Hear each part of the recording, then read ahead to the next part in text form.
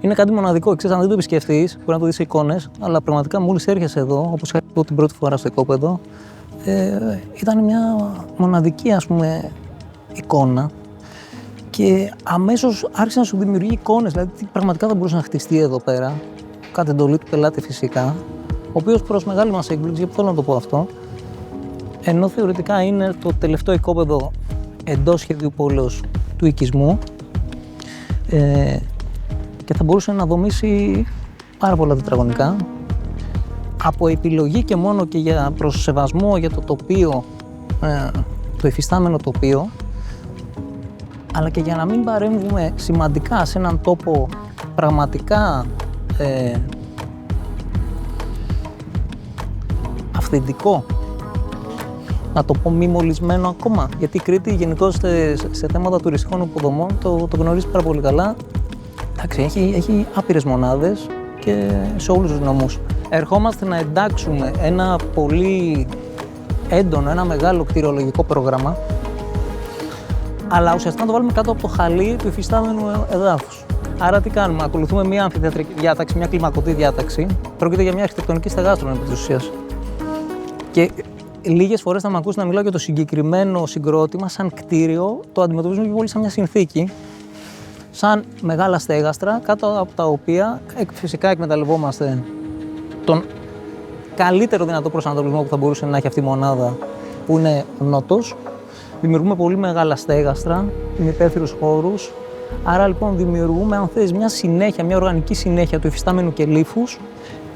Και από ό,τι θα δείτε και μετά που θα σας δείξω, μιλάμε με εξαίρεση το κτίριο που στεγάζει τα κοινόχρηστα.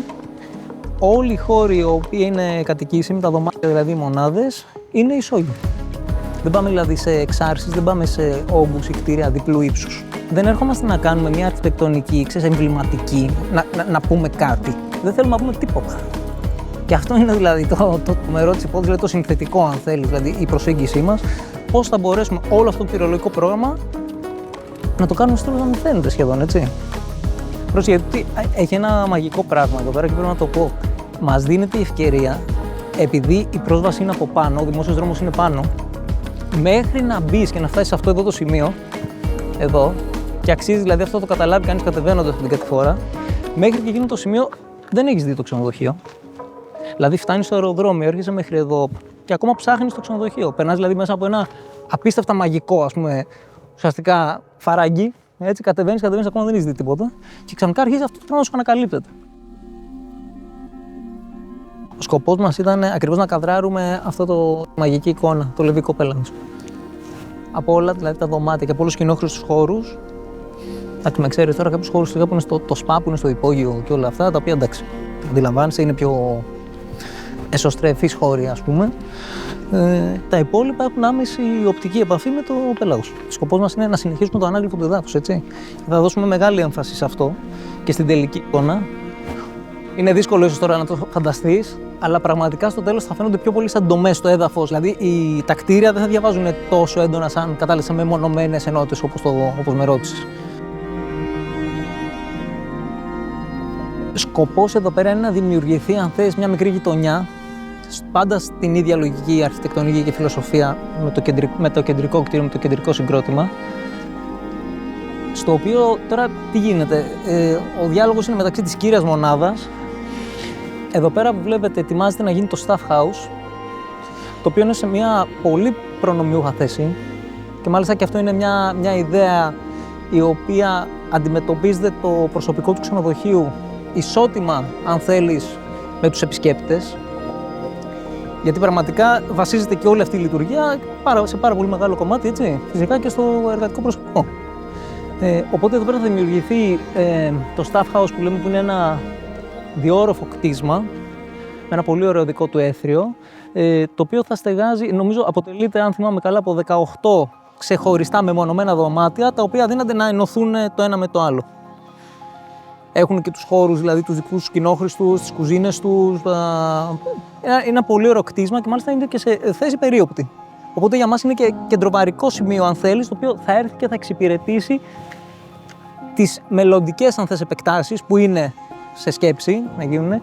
Εδώ πέρα που βλέπετε, καλά, ίσως είναι το highlight, ας πούμε, του συγκροτήματος, που είναι αυτή η σπηλιά, την οποία σκεφτόμαστε να αποτελέσει συνδετικό στοιχείο μεταξύ όλου του συγκροτήματος, όπως είναι στην καρδιά των κτηρίων του ξενοδοχείου, το οποίο είναι ουσιαστικά αντιμετωπίζει μια πλατφόρμα διαδραστική, ένας χώρος ο οποίος θα βρει λειτουργίες στην εξέλιξη του ξενοδοχείου. Υπάρχουν πολύ ωραίες ιδέες ήδη προς αξιοποίηση, αλλά θα συνδυαστεί με ένα πάρα πολύ ωραίο αμφιθέατρο από πέτρα, ντόπια πέτρα, πάλι στην λογική της συνέχισης, της οργανικής συνέχειας του αναγλύφου.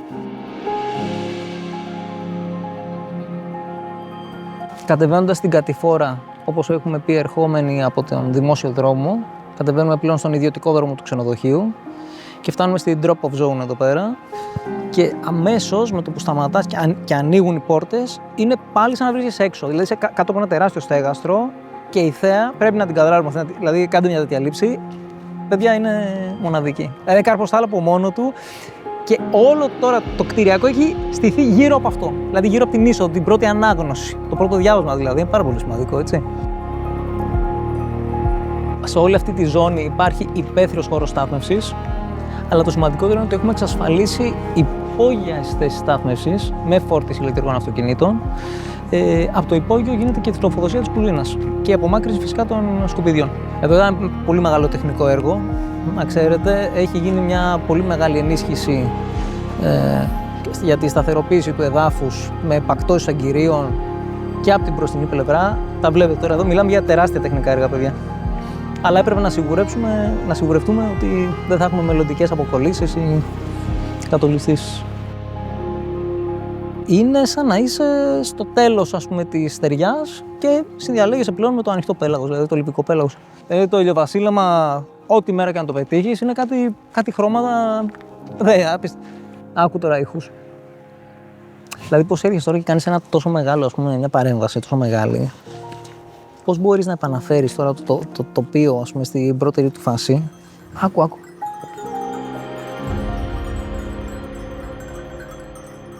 Εντάξει, ανεκτήμητο, έτσι. Έχουμε δώσει μεγάλη έμφαση στον χώρο έξω από την κολυμβητική δεξαμενή, γιατί εδώ πέρα θα τοποθετηθεί και ένα πολύ μεγάλο μπαρ, το οποίο θα είναι ουσιαστικά, θα λειτουργεί και εσωτερικά και εξωτερικά στον χώρο. Αλλά εδώ πέρα πάλι το βλέπουμε σαν μια μεγάλη πλατφόρμα στην οποία μπορεί να γίνονται στο μέλλον, εκτός από τους λουόμενους δηλαδή ή τους επισκέπτες, θα μπορούν, καταλαβαίνετε, να γίνουν κάποιες εκδηλώσεις. Είναι δηλαδή μια μεγάλη αρκετά πλατφόρμα να μπορεί να φιλοξενήσει κόσμο. Όλο το δώμα θα φυτευτεί, δεν θα βλέπεις τίποτα από αυτό που βλέπεις τώρα σαν άσπρη φάνεια της μονώσης. Ναι. Θα μπει ειδικό υπόστρωμα, ανάπτυξης χαμηλής φύτευσης εννοείται. Σκεφτόμαστε φυσικά να βάλουμε σε σημεία να χρησιμοποιήσουμε και πέτρες, χαλίκια ή κάποιους μικρούς βράχους. Στην προηγούμενη λογική που σου εξήγησα. Πλήρη ενσωμάτωση δηλαδή. Ναι, τελείως. Και είναι και μεγάλες επιφάνειες, έτσι. Δηλαδή σκέψου αυτό που είναι μια πολύ μεγάλη επιφάνεια, είναι το μικρό κτίριο. Αυτό προσδίδει και μία έννοια βιοκλιματικής αρχιτεκτονικής, φαντάζομαι. Εννοείται, δεν το συζητάμε αυτό. Εννοείται. Μα είναι πάντα στα πλαίσια. Ξέρεις τι, μόνο αν πάμε στον χώρο το καταλάβεις. Δηλαδή αυτή τη στιγμή είναι μεσημέρι, ο ήλιος είναι, ας πούμε, αν θέλεις, είναι στο νότο ακριβώς.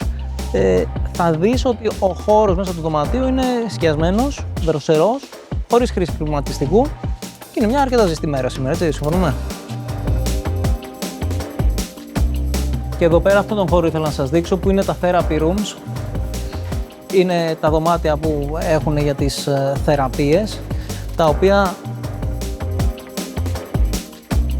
έχουν ένα πανέμορφο χώρο. Εδώ πέρα θα υπάρξει ένας καταράκτης. Αυτό ο παφλασμός, αν θες, το μικρό, έτσι, το στοιχείο του νερού, παραπέμπει έτσι στο θέμα του νερού, της θεραπείας, του σπα και όλα αυτά. Δηλαδή θα υπάρχει μια ανάγνωση ηχητική. Λοιπόν, εδώ πέρα θα γίνει ένας φοβερός κήπος. Έχουμε φυτέψει αυτούς τους φοίνικες. Τώρα έχουμε εκτιμήσει ότι γύρω σε 2-3 χρόνια αυτοί θα έχουν ξεπεράσει το στεγάστρο. Προσπαθήσαμε λίγο και πάντα έτσι είναι μια γραφή έτσι και μια προσέγγιση του γραφείου πάντα όπου μας δίνει την ευκαιρία, ειδικά εδώ πέρα, να καταργούμε τα όρια μεταξύ του εσωτερικού και του εξωτερικού χώρου. Του δομημένου χώρου και του αδόμητου, του μέσα και του έξω. Δηλαδή είναι πάρα πολύ σημαντικό, όπως σου είπα, φτάνεις στη ρεσεψιόν του ξενοδοχείου, μπαίνεις στη ρεσεψιόν και πραγματικά σε 10 βήματα έχεις ξαναβγεί έξω. Θα καταλαβες. Δεν είναι δηλαδή ότι έχεις μπει σε ένα κτίριο και εκεί πέρα, ας πούμε, μπήκα, τελείωσε, ορίζεται. Πάντα παίζουμε με αυτές τις μεταβάσεις, οι οποίες δίνουν και τρομερές ποιότητες φωτισμού. Αυτό τώρα πώς το αποκαλείς, μέσα, έξω, πώς το λες, εδώ που είμαστε. Ναι. Είναι αυτό το. Αυτό.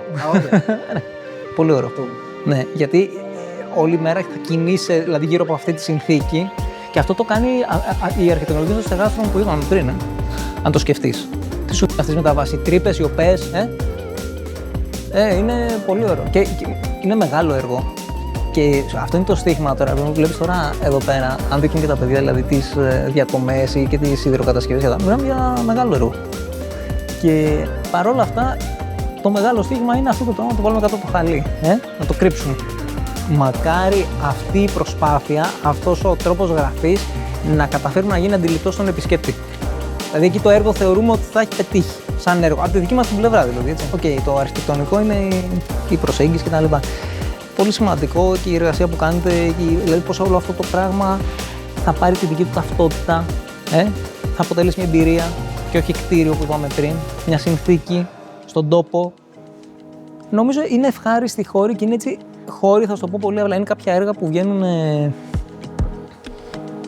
Δεν εννοώ ότι είναι εύκολη η σύνθεσή τους, αλλά είναι απλά στη σύλληψή τους, με αποτέλεσμα να είναι και εύκολα αναγνώσιμα. Είναι, πιστεύω, λίγες οι φορές που θα σου δοθεί ευκαιρία να σου δώσουν ένα τόσο μοναδικό τόπο χωρίς να έχεις περιορισμούς. Ο περιορισμός σε βοηθάει να σχεδιάσεις. Μεγάλη σχολή, έτσι, τα constraints. Δηλαδή, εδώ τώρα έρχεται ο άλλος και σου λέει: έχεις το τέλειο οικόπεδο, στο τέλειο μέρος, κάνε κάτι που να έχει τη δική του ταυτότητα, αλλά πρόσεξε, μην χαλάσεις το οποίο σου δίνω.